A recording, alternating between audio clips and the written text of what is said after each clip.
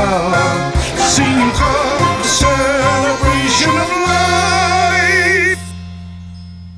Hello, welcome to Simcha, a celebration of life. I'm Nikki Wallman. Eva Schloss shared a remarkably similar history with Anne Frank, the young girl who perished in the Holocaust and whose diary touched the lives of so many. The two families lived on opposite sides of Mevierderplein in Amsterdam, and the girls were roughly the same age.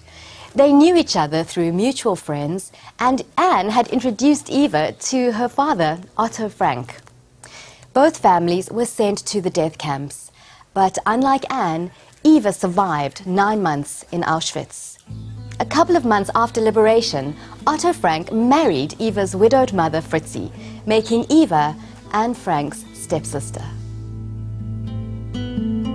Eva later wrote her autobiography, Eva's Story, a survivor's tale by the stepsister of Anne Frank, which served as the inspiration for the development of a popular multimedia stage presentation about the Holocaust called And Then They Came for Me. The play is part oral history, part drama, part remembrance, and is ensemble-driven. Simcha was present at the South African performance of this play, held at Robben Island Museum in Cape Town. My name is Eva Schloss. I was born in Austria in 1929. When I was a teenager, I was in hiding for 22 months in Holland.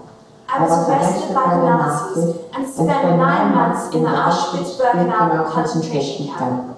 I'm a Holocaust survivor. My name is Nick Kareem. I'm the producer-director of an award-winning play about my dear friend Eva Schloss, who's of course the stepsister of Anne Frank and an Auschwitz survivor.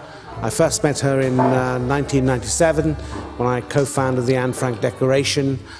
She invited me to see a play that had just been written about her life, and we went to this little theatre in New Brunswick, New Jersey. And it was that moment that I decided that, you know, for me personally, I wanted to commit myself to take Eva's story to as many people as possible. Heinz, what happened? They attacked me. Who? I was at school. I was just standing there. What? School? But who would do that? No friends. Just kids at school. They called me a filthy Jew, and then they started hitting me. Why didn't you tell the teacher? Evie! He was there. My teacher watched the whole thing. Mutti! What did he do? Surely he stopped He them. watched, and then he walked away. Mutti! We really want to educate the young people because the old people are already set more in their ways of life, and you know it's more difficult to change people who have already a fixed opinion than young people who are still looking to make a choice of different how to get through life. But older people very often is much more difficult to change. By 1940, we settle in Amsterdam, Holland, where my father thinks we'll be safe. Every month we'll measure you to see how much you've grown. You'll be safe then. We'll be safe then. You're growing so fast, Evie, we'll have to get that dress lengthened. There was a dressmaker in our block Wendy, and we got there and she said, "Can you just wait in the hall?" So I sit down and I hear a voice from behind the curtain. A girl who sounds very determined. This dress will look much better with shoulder pads. Do you think the hem is all right this way? I think the hemline should be just a little high. And shoulder pads. Definitely shoulder pads. It was Anne Frank. Do you like it? Oh, yes. I didn't know, of course, that later on I was going to be asked questions about her because she became really a very famous person through writing a diary. She was a very pretty girl, very lively, talked a lot, giggled a lot. Eva, is he looking at me? Who? That boy. No, don't look. I don't want him to see us looking. Who is he? Just one of my many admirers. I think it's very important that we never forget, because there is a tendency by some people to say, well, it happened 60 years ago, let's move on. But when you've got a world where there's so much hatred and so much bitterness, Anti-Semitism is on the rise, Islamophobia is on the rise, homophobia is on the rise. All kinds of hate issues in the world have not gone away. They're still alive. And as long as Eva is here, she will continue leading the battle to bring people together.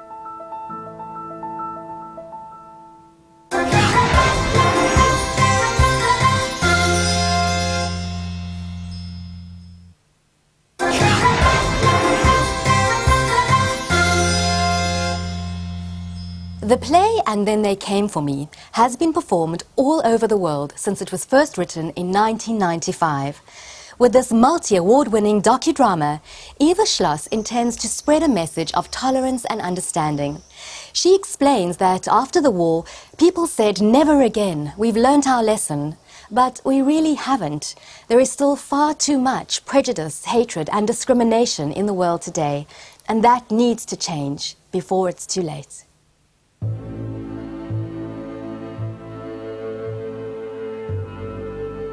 Posters and signs are everywhere. Notices appear in the newspaper. Jews are not allowed to go shopping in certain shops. These Jewish shops. And only between the hours of 3 and 5 p.m. Now Jews are forbidden to attend theatres or the movies. Now we're not even allowed to have a radio. Which is terrible because the radio is the only place we can get information about the war. And music. I miss listening to music on the radio. We have to leave our school. We have to leave our friends. We have to go to Jewish school. With Jewish teachers. Jews aren't allowed on public transportation. Now we can't ride the buses. We can't ride the train. We can only ride our bicycles. Then we have to hand in our bicycles. There is such a thing as a hate gene, and the religious people might call it the devil, you know, in us, and they've got the good and the bad, you know. And I think it's an instinct of survival. And I think what Adolf Hitler was able to do with the indoctrination of the Hitler Youth is to bring that gene to the forefront. Okay, so what we need to do is to suppress it. And the way you suppress it is by using stories like Eva. The train is like cattle cars. 100 people pushed together in one car. It's so tight, we have to take turns standing. Lying. Sitting. Sometimes the train stops. The doors open. Bread is thrown in. Buckets of water for us to drink. 3 days. 4 days. It's hot. Boiling hot. The doors are closed. And bolted shut from the outside. Where are they taking us? You know, there are only a few people, the leaders very often, who are wanting to make mischief and stoke up hatred between people. Because then weapons are going to be used and money is going to come in and corruption and all that. I think basically, most people just want to live in harmony, bring up a family and have enough to eat and have a job and have somewhere to live. I think basically that's what everybody wants. But what I'm afraid of is that the differences between poor and rich is becoming just too big, and that can lead to eventually to big problems. We've been in the camp for over 2 months. Sleeping is almost impossible. 10 to a bed. In the morning, we're given some tea. That's all we get for the whole day. And in the evening, we're given a chunk of horrible brown bread. Some people try and keep part of their bread for the next day, but then people steal it in the night. If that happens a few times, you will starve to death. At night, we see the flames. They burn 24 hours, and you can smell flesh. The only way to deal with it is by not believing. We know. 100% we know. But we just say that such a big camp must have so much rubbish to burn. That's what's burning. And we just pretend it's not true. My dream of performing this play with a Muslim, I've already had Muslim and Jewish actors performing together, but to have Arabs and Palestinian actors and Israeli actors all performing this together, it'll be such a wonderful thing to do, because it shows that actually they've accepted that this had happened, the Holocaust had happened, and it's important that we will all work together to prevent such things happening again. And it's very important that future generations, you know, of all faiths are brought together. So that's why I want to continue with this play, you know. I mean, I chose the multiracial cast intentionally. This cast was interesting because a lot of these kids come from backgrounds where they've seen terrible things happen. So they bring a certain energy to the performances, because they can then empathize with the characters that they're playing. through sitting through this play. I've seen it perhaps 1,000 times, and of course it is each time very painful. But for me, there is one reason for that. You know, Anne Frank says in her diary, when she dies, she would like to live on. And so I think her wish is fulfilled.